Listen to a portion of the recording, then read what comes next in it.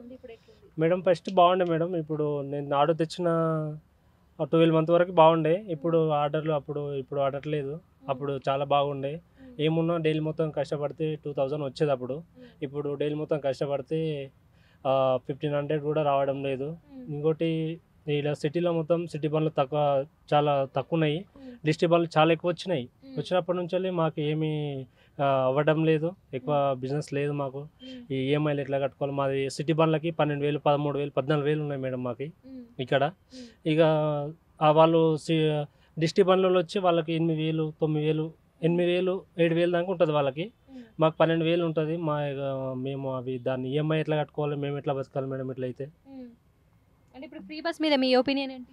ఆ free bus వచ్చిన తర్వాత కూడా 30% మాకి చాలా తక్కువైపోయినాయి. హ్మ్. ఆర్డర్‌లు ఎవ్వరు బుక్ చేసుకోవడం లేదు. ఫ్రీ హ్మ్. బస్‌కెళ్ళిపోతుర్రు. హ్మ్. అదొచ్చినంక కూడా మాకి చానా